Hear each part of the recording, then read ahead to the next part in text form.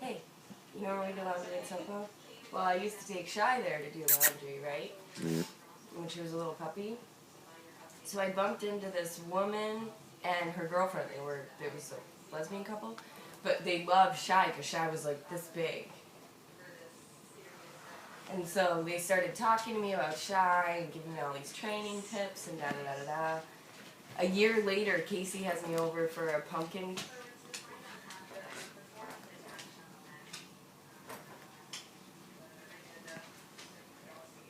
He's teasing her. Mm. Go get the kitty, Shay Shay.